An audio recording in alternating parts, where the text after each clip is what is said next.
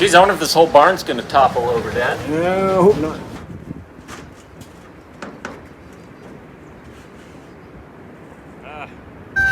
Poop dust is not a fun thing, so.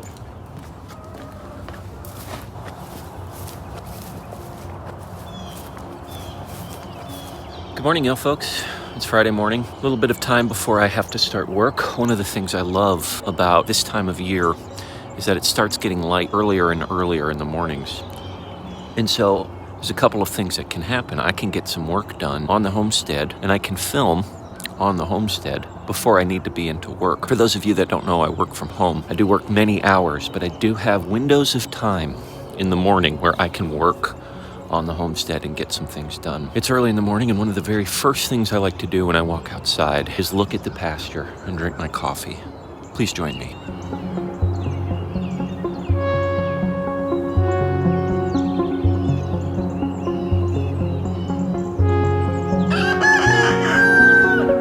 Now, for those of you that missed last episode of The Modern Human, I discussed how, because of the nature of my job, the time I have and the time I want to devote to my family, things are going to change in terms of how I film my videos and in terms of what those videos look like. There's going to be more videos throughout the week. However, they're going to be far less polished because I just haven't had time to devote to creating and editing these videos. That being said, I still have a lot of work I need to do on the homestead. I can fit it into these little windows of time in the morning, and so I'm going to film when I do that, take you guys along for it. That means less polished, more vloggy style videos, 2, maybe 3 times a week from now on.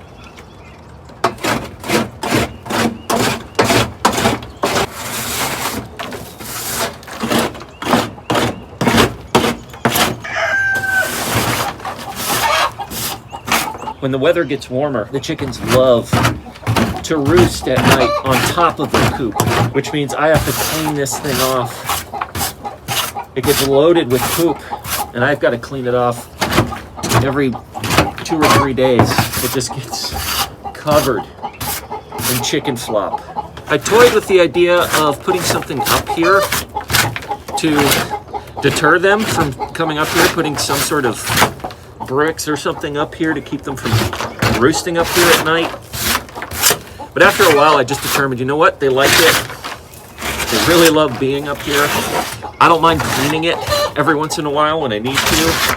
And when I say every once in a while, really, every 2 days that I need to do this exercise, cleaning off the roof coop in the warm weather. But I don't mind.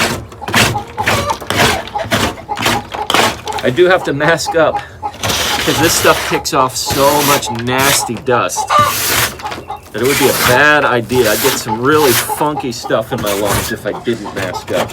So, hence the face covering here. All this chicken poop dust. Poop dust is not a fun thing. So that's why this is over my face.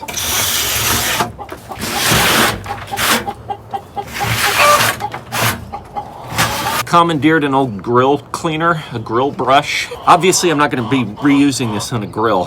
The purpose of this brush is now solely devoted to poop cleaning, but this works really well for cleaning off the top of my chicken coop, cleaning the poop off. So that's what I've been doing.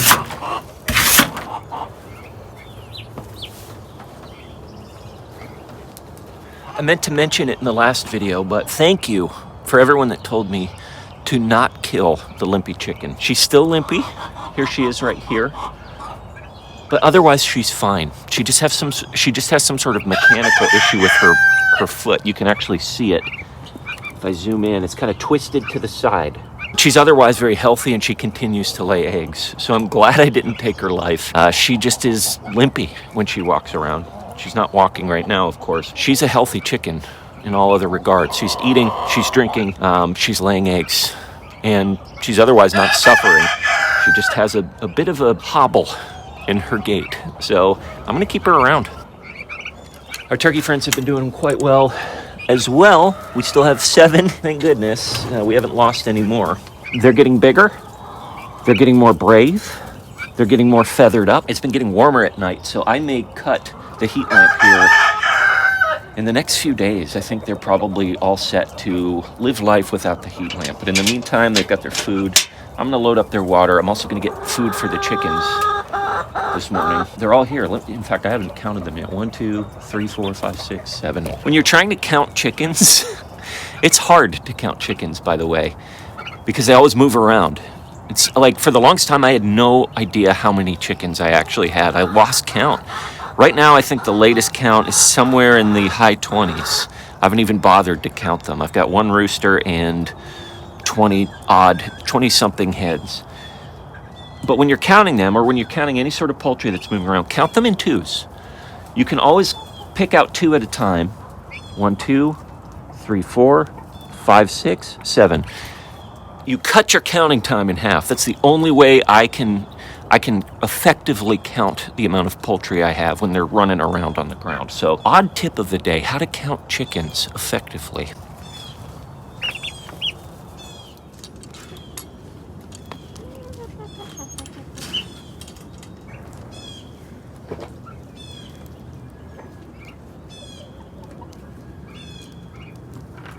I had to buy cheap feed the other day because I couldn't go to the regular co-op where I buy my chicken feed.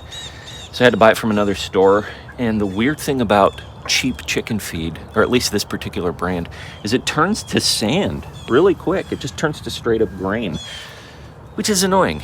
So what I do when I have sand chicken feed is I just get it wet and turn it into mush, which the chickens can eat. But still, after it dries up, it's still pretty hard for them to eat. So it's worth getting actual pelletized feed for your chickens, because when it turns into sand, they're not as inclined to eat it.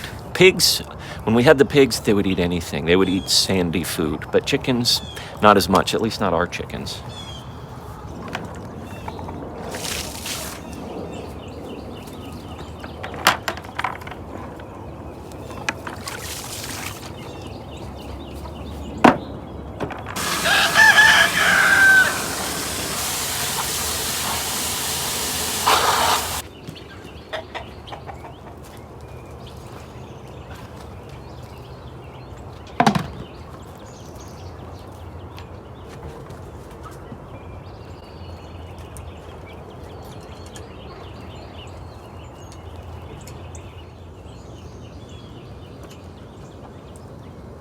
It's kind of a fun game every morning. What can Sean get done in an hour or so before he needs to start work? I just checked the time and I have roughly 35 minutes left before I need to go inside and get ready for my work day. It's a fun exercise to see what I'm capable of finishing before that hour is up. Now, granted, I'm walking around with a camera. That takes time. And it's starting to rain, which complicates matters. However, one thing I did want to show you guys while I still have this time. As you can see, we started filling in the mulch. That's an exercise I intend to finish this weekend. But far more importantly, Nana Jana has started weeding the beds. So essentially what she's done is taken them from looking like this to this. It is not easy pulling out Bermuda grass from these beds. It's insanely tough stuff to deal with. We've talked about it. I've talked about it on the previous video. But she's taken it upon herself to clear out the Bermuda grass. Go in and clear it out. You have to rip that stuff up by the roots. You can't suppress it. We've tried laying down cardboard. We've tried laying down mulch and just pretending it's not there. You have to dig in and pull it out by the roots. And that's what she's done. We're hoping to finish most of the beds in the next 2 weeks or so. You see this is cleared of the Bermuda grass and the weeds. What we'll do after this is load it up with actual compost. So it'll be much higher, the soil level, ideally sticking over the top of the bed. And then we'll start our actual plants. Towards the end of April, when it's safe to plant, we're not as worried about freezing temperatures, those random freezing temperatures overnight that sometimes will pop up, those freak cold nights. So we're going to wait till late April, early May to actually do that. So that gives us time to finish the garden, finish these beds, and I think we're in line to do that.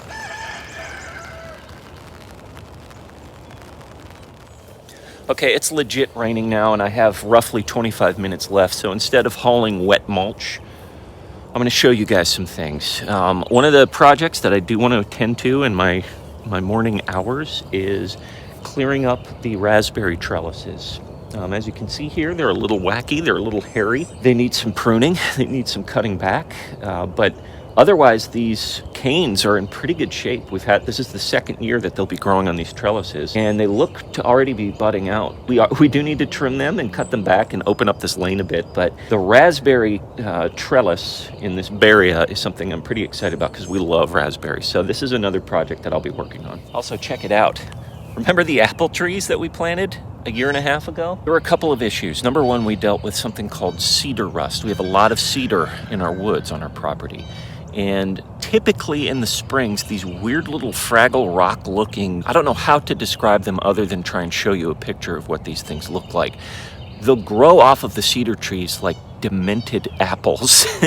Those things apparently create something called cedar rust, which affects apple trees very poorly.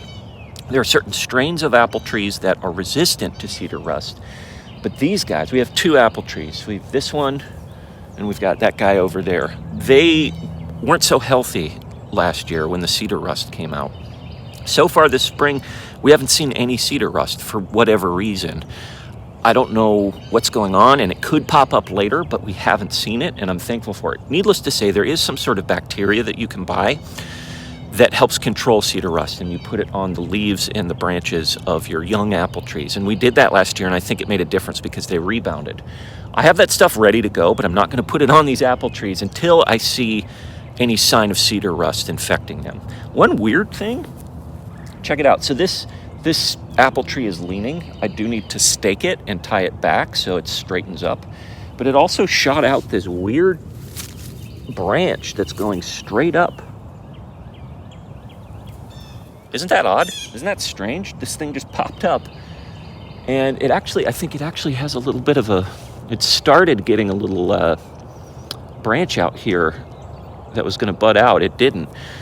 But otherwise, this thing's blooming and it looks relatively healthy. So next step with the apple tree, stake it back, tie it in so it grows up straight. And I don't know whether I should cut this odd offshoot. I might need to. I don't think it's a bad thing to prune your trees when you need to. So apple trees started out hopeful.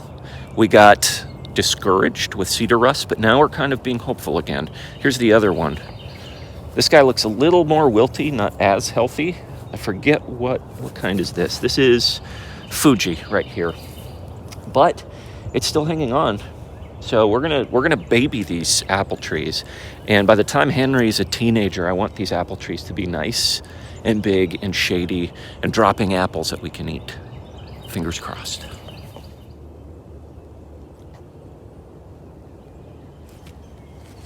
I'm in the back pasture. And you might be wondering what happened here. Did I cut this old dead tree down?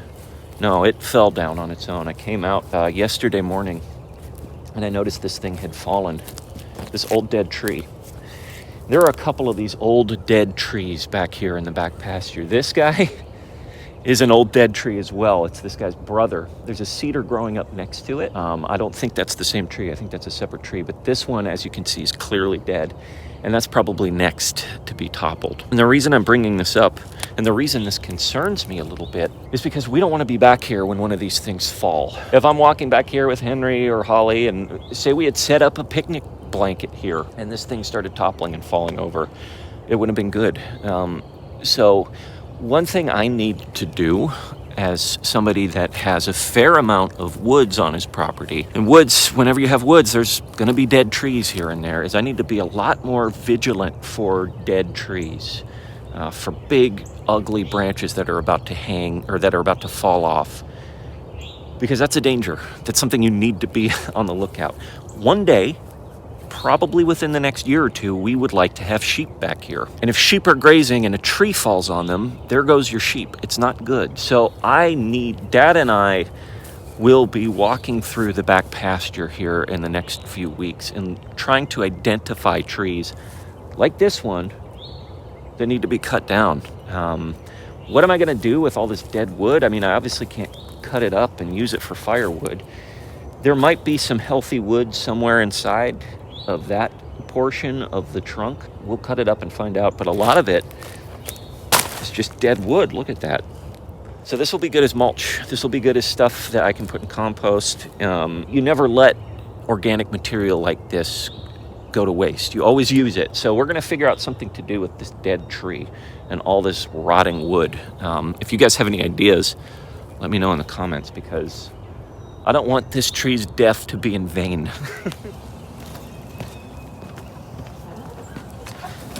So this was my first day of filming like this, early in the morning, before my workday starts, and I'm already out of time. I need to learn to get better and use my time more effectively in these mornings, because this is, like I said at the beginning of the video, this is the only time during the week that I have to get things done. Now, granted, Nana Jana's helping, my parents are helping. It's a team effort here on the homestead. They're all helping me out as I work during the work days, but I still need to get out and move my body and move earth and get things done on the homestead, especially as we're entering spring. Nothing too crazy on the homestead, at least for the next few months. It's the garden, ramping that up. It's my chickens and it's turkeys. As I said, we're considering sheep sometime in the near future. We did pigs. I'm not sure if and when we'll do pigs again. They were harder on our land than I thought they would be. That said, we love the pork that's in our freezer. I've really gotten a good feeling about sheep from seeing how the Kramers are doing it with sheep. And whenever I've been over there, I like their operation, and I'd probably do something similar when we do set up sheep here.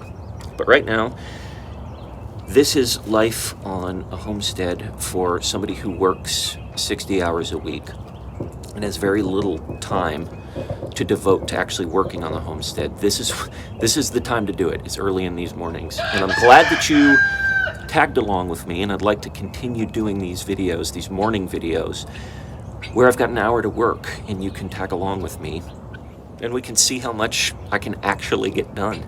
Speaking of which, I think I'm running a little late. I need to get ready. I need to shower, get ready for work. So I'm gonna go do that.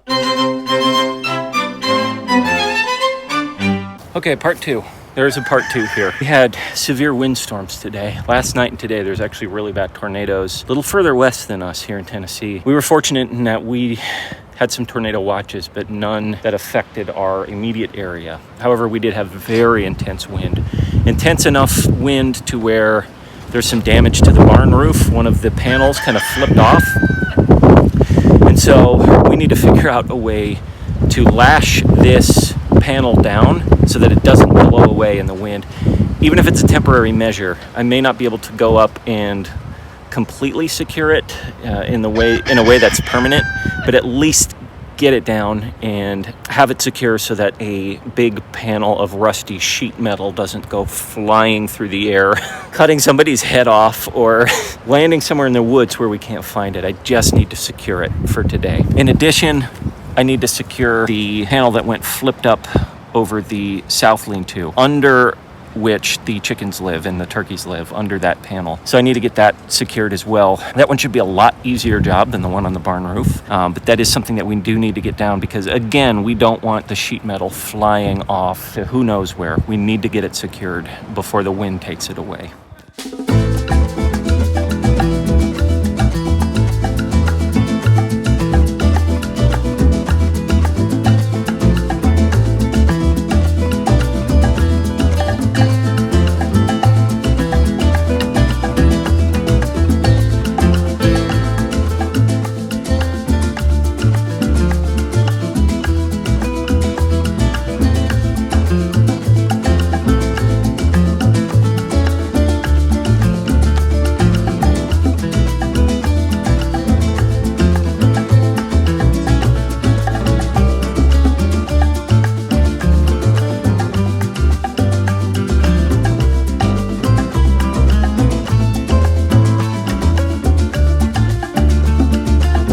So this is just a temporary fix. We drilled from the inside, from the bottom of the roof, just for today. It's way too windy to be up on the roof safely. The wind is wretched.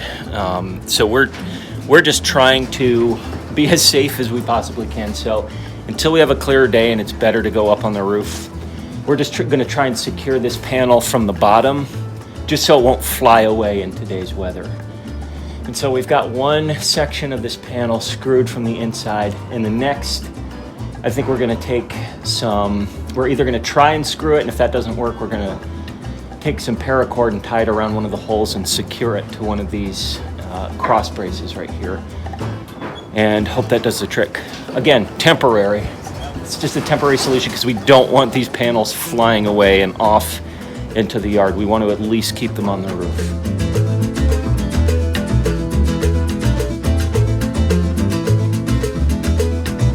Geez, I wonder if this whole barn's gonna topple over, Dad. No, I hope not.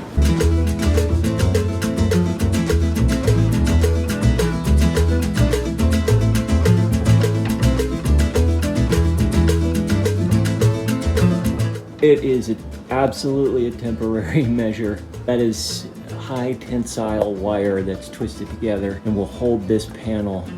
We'll hold both panels. This panel right here and that panel. We'll hold them down in this windstorm. Hold them down in this windstorm and keep them from flying off in the wind.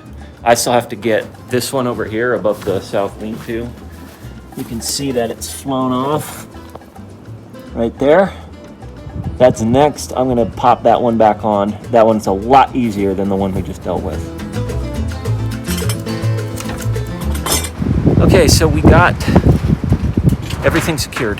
It's not permanent, at least not on top of the barn. That's not a permanent fix, but it is something that will keep those panels down. They won't go flying. The fix above the south lean-to, where the chickens live, I think that'll be fine. Those roofing nails, I think, will hold that in place pretty securely for a long time. But one of the perils of having an old barn, when there's wicked windstorms that whip through in the spring, you've just got to be on top of that kind of thing. You may not have the perfect barn, but you can at least have a structure where there's a roof over it. And so that's what we tried to do, and that's what we did.